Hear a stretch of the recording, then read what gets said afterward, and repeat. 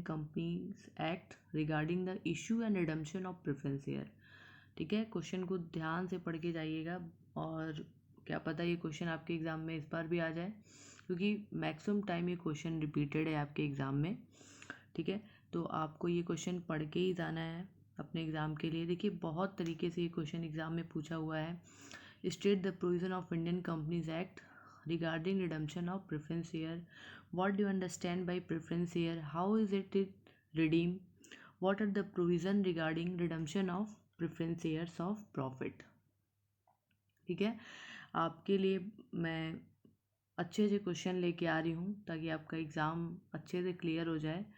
और आपको भी अगर ये वीडियोस अच्छी लगे तो आप वीडियोस को लाइक भी करें और कमेंट भी करें, और कोई आपको क्वेश्चन स्पेशली आपके डिमांड पे अगर चाहिए तो आप कमेंट करें, मैं वो क्वेश्चन भी लेके आऊँगी।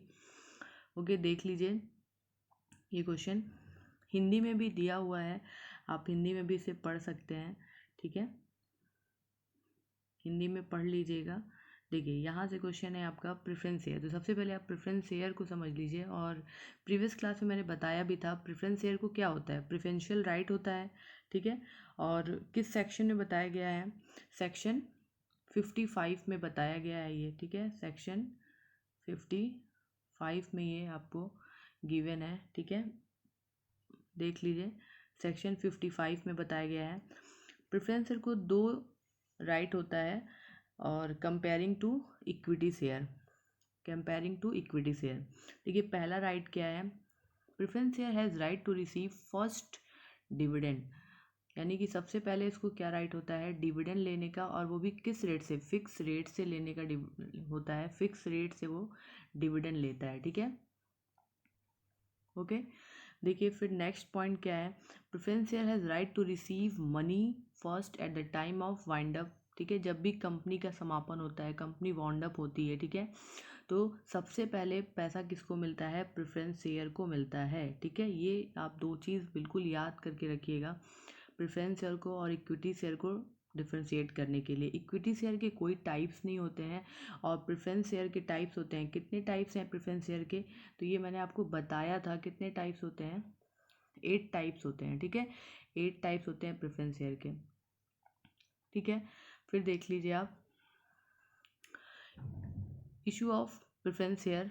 ठीक है, तो इसके कुछ प्रोविज़न हैं as per companies act 2013 section 55। ठीक है, तो क्या है? By effect of this act company can't issue non redeemable preference share, यानी कि non redeemable preference share company act 2013 में इंट्रोड्यूस किया गया है कि हम non redeemable preference share issue नहीं कर सकते। ठीक है, यानी नॉन रिडीमेबल प्रेफरेंस शेयर को ही हम इरिडीमेबल प्रेफरेंस शेयर बोलते हैं, और ये मैंने टाइप्स में बताया है। अगर किसी ने नहीं देखा है तो वो वीडियो ज़रूर देखें, आपकी बहुत हेल्पफुल रहेगी वो वीडियो आपके लिए।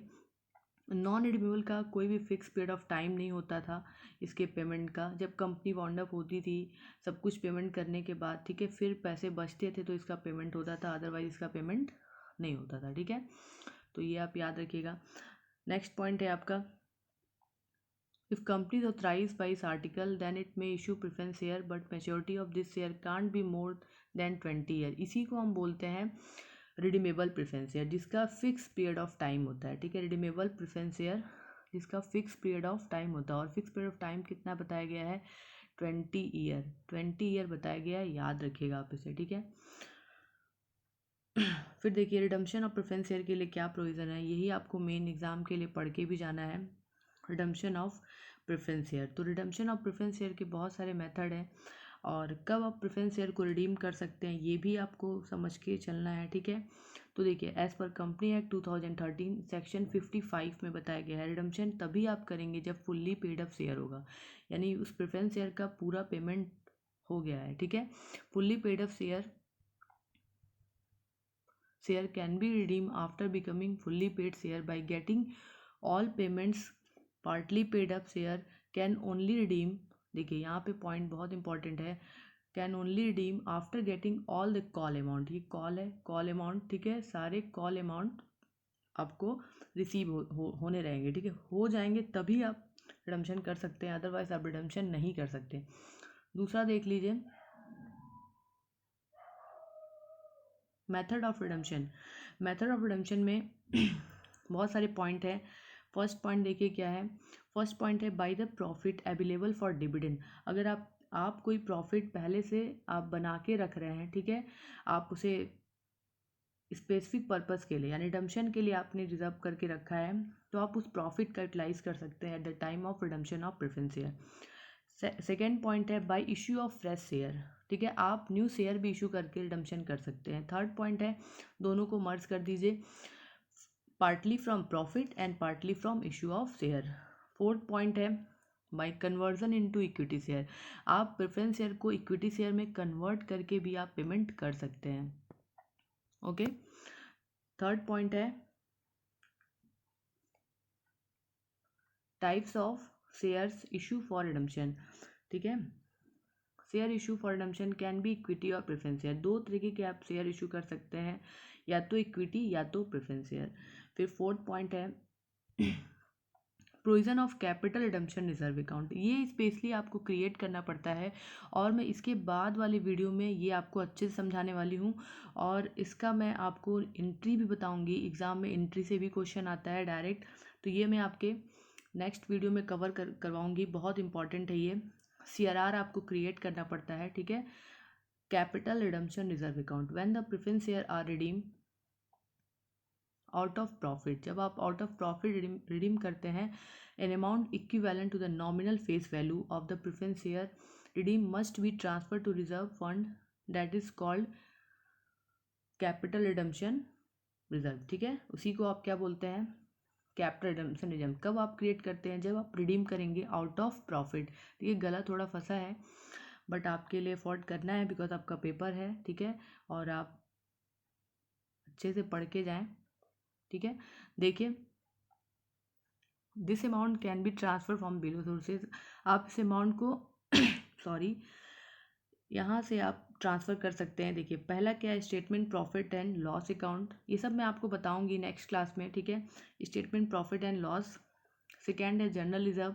थर्ड है reserve fund, insurance fund, dividend equalisation fund. Fourth point है एम्प्लॉयज़ कंपनसेशन फंड। इन सब का आप यूटिलाइज कर सकते हैं at the time of redemption, ठीक है। जनरल रिजर्व आपको पता होगा। वर्कर्स एक्सीडेंटल फंड, ये भी हम क्रिएट करके रखते हैं, ठीक है, क्रिएट करके रखते हैं कि वर्कर्स का कोई भी ऐसा अगर कुछ ड्यूरिंग कंपनी में कुछ ऐसा एक्सीडेंट हो गया, तो उस फंड का यूटिलाइज करके आप उसको पेमेंट करते हैं, ठीक है, उसके घर वालों को, ठीक है। अब देखिए नेक्स्ट है use of capital redemption reserve account, आप इसका भी यूज़ करते हैं। This balance can only be use to issue fully paid up bonus share, ये आप स्पेशली किसके लिए यूज़ करते हैं, fully paid up bonus share के लिए यूज़ करते हैं, ठीक है। Premium on redemption of share,